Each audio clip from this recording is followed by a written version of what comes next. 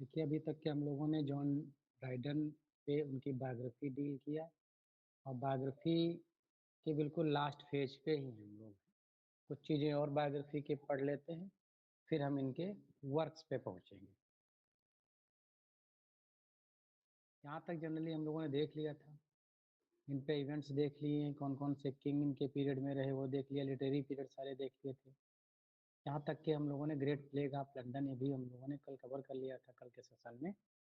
आज जो है हम लोग पढ़ेंगे इसके आगे से ऑफ अ ड्रामेटिक पोएज़ी जो इनका वर्क है, एक एसे है। ये भी पूछ लिया जाता है कि आखिर जो है ये वर्क का जेनरा क्या है? तो ये क्या है? एसे है। Just wait.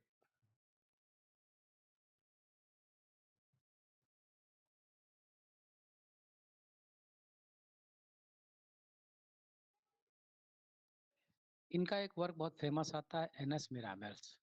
ये जो है 1660 में आता है, तो ये डेट और ये दोनों चीज़ें जो है इम्पोर्टेंट है इसमें। इसमें जो है एक जो इसकी पोइम है, इसमें जो इंसिडेंट को एलिबरेट किया गया है, वो ग्रेट फायर ऑफ लंदन जो 1666 में हुआ था, उसका जो है डिस्क्रिप्शन इस पोइम में एनएस मिराबल में किया गया, तो ये भी एक पॉइंट इम्पोर्टेंट थोड़ा बनता है। ड्राइडन रिटर्न लंदन, मतलब जब लंदन में आते हैं तो 1066 से 67 के बीच में जो है वो काफ़ी जो है फेमस होते हैं और उनके वर्क भी कई आते हैं। Several of his plays were staged, the essay was published, the King's Company signed Dryden's the contract which he they became the share holder and agreed to give them their. King's men company को assign करते हैं, वहाँ पर कई plane के stage किए जाते हैं और वहाँ के बाद में जो है शेयर होल्डर भी बन जाते हैं। थ्री इनका जो है फे थ्री जी, जी, 3 न्यू प्लेस, हाँ, 3 नए प्लेयर थे। And became a poet laureate 1668. He produced 4 more plays by the end of 1671, including 2 masterpieces. कौन-कौन से थे? The Conquest of Granada और इनका ये जो Conquest of Granada था, ये राइम जो राइमिंग इसकी थी हीरोइक प्ले था। तो ये भी राइमिंग भी इसकी पूछ ली जाती है कि हीरोइक कपलेट का बहुत अच्छा इस्तेमाल करते थे। मैरिज अल मौज, ये भी एक वर्क इनका आया था और एक Slipknot tragicomedy. He also published the Tyrannic Love. ये भी पूछा जाता है Tyrannic Love 1669। लेटर राइटिंग में अगर देखा है तो इनका मैक फ्लेक्नो, ये भी वर्क नाम याद रखने वाला ही महत्वपूर्ण है। मैक फ्लेक्नो इनका है। एब्सलम एंड एक्टोफेल्स 1681 में आता है और द मेडल 1682 में आता है।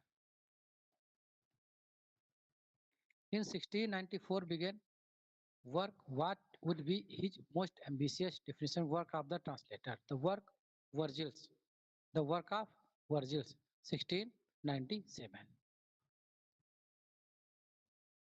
which was published by the subscription.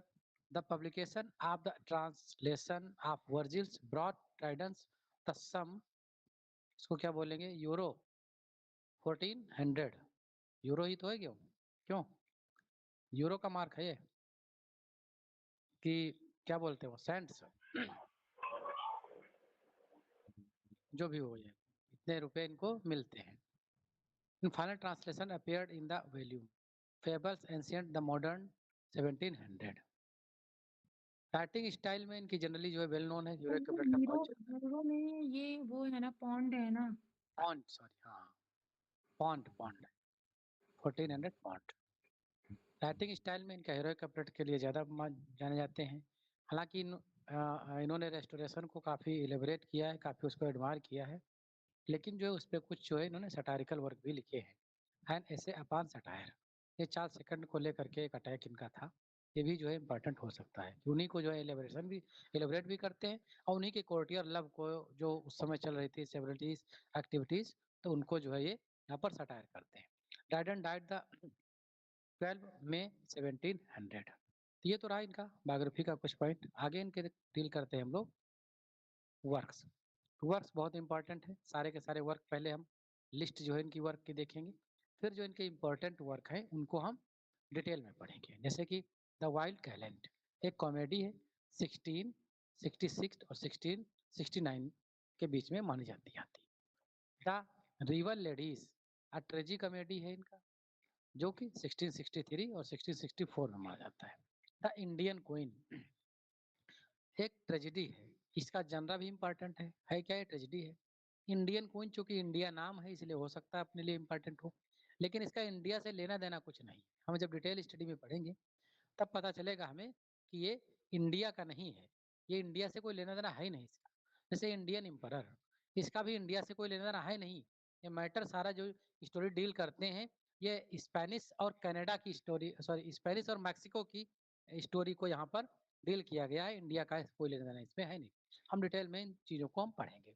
Secret Love or the Maiden Queen, इसका जो सब टाइटल है ये हमें हमारे लिए बहुत इंपॉर्टेंट है, क्योंकि सीक्रेट लोग जनरली लोग जानते हैं। अगर जो है मैडन क्वीन अगर पूछ लिया जाए तो ये थोड़ा नया चीज हो जाती है। तो ये जो सब टाइटल है इनके वो इम्पोर्टेंट है। Sir Martin Mar all or the feigned innocence, feigned innocence इसका भी जो है सब टाइटल है। ओरिजिनल नेम इसका मार्टिन मायरल्स है। तो ये फेन इनोसेंस भी दिमाग में बनाए रखना चाहिए, एक कॉमेडी है इनकी जो कि 1667 में आती है। The Tempest or the Enchanted Island, ये बहुत इंपॉर्टेंट वर्क है इनका, क्योंकि ये सिर्फ द टेम्पेस्ट भी पूछ लिया जाता है। और जनरली हम लोग जानते हैं कि टेम्पेस्ट जो है विलियम शेक्सपियर का वर्क है, लेकिन विलियम शेक्सपियर का नाम ना दे करके वहाँ जॉन ड्राइडन दिया होगा, नन ऑफ देम दिया होगा, तुरंत दिमाग जाएगा नन ऑफ देम। हालांकि टीजीटी में तो नहीं पूछा सकता, लेकिन पीजीटी जीआईसी में टेम्पेस्ट बिना शेक्सपियर के क्वेश्चन बनाया जा सकता है। और ऐसे एक चीज ये भी बन सकता है आपका द इंचैंटमेंट आइलैंड, जो इनका वर्क है सोर्स टेकन फ्रॉम, किस वर्क से शेक्सपियर के किस वर्क से जो है सोर्स लिया गया है। तो टेम्पेस्ट पे आधारित ही इनका ये वर्क है, और इनका है क्या ये कॉमेडी है।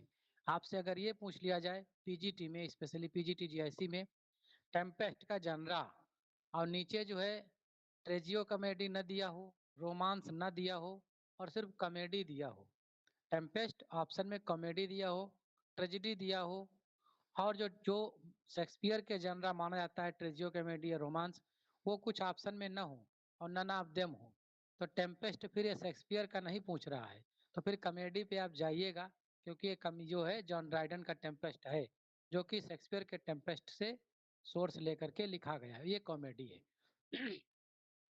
An adaptation with the William Davenant's, ये इसका एडाप्टेशन डेवेनेंट से भी लिया गया है और शेक्सपियर के टेम्पेस्ट से भी लिया गया, दो सोर्स हैं इसके इंचेंटेड आइलैंड के।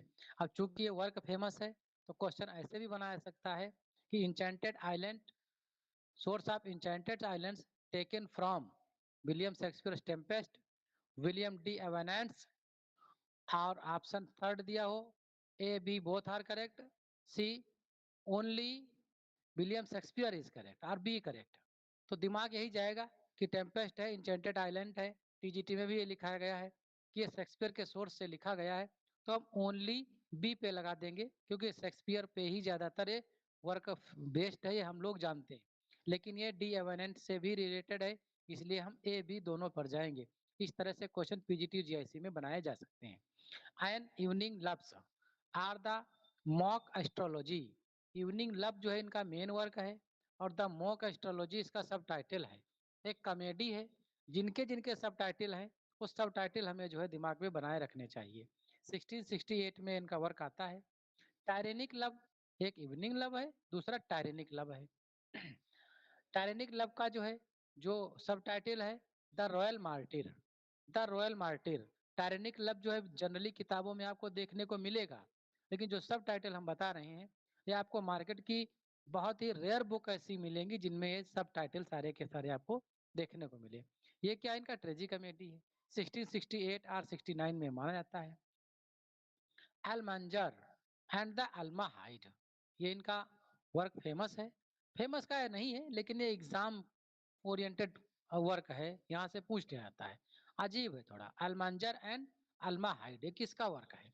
ये अब तक के पूछा जाने वाला जो इसका इससे रिलेटेड जो नाम है वो है कंक्रेस्ट ग्रेनेडा, कंक्रेस्ट ऑफ ग्रेनेडा, ये जनरली पूछा जाता है।